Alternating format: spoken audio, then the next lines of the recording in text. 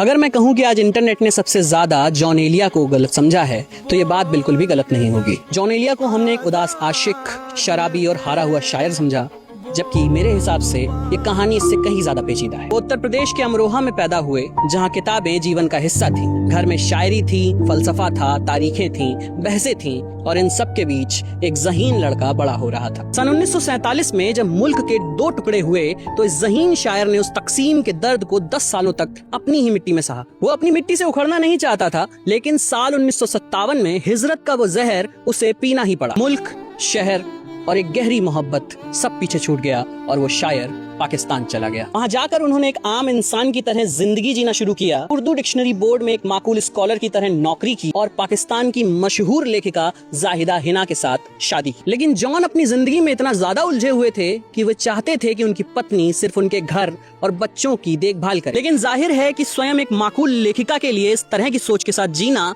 बेहद मुश्किल था, इसलिए वो अलग हो गए। क्या वो स्वार्थी थे? शायद, लेकिन उन्होंने कभी भी अपनी कमजोरियों पर पर्दा नहीं डाला। जितना इल्म उनके पास था वो चाहते तो एक बड़े स्कॉलर कहलाते, लेकिन उन्होंने दुनिया के सामने एक टूटे हुए शायर की तस्वीर को ही जीना शुरू किया। और एक दिन बीमारी, अकेलेपन और टूटे हुए रिश्तों के उस दौर में ये शायर अचानक खामोश हो गया पूरे 10 सालों के लिए।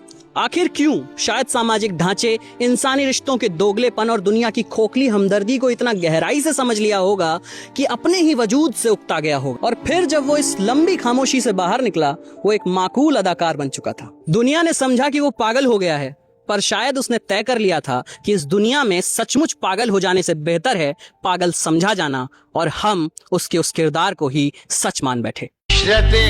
अंजाम नहीं पा सकता, जिंदगी में कभी आराम नहीं। क्या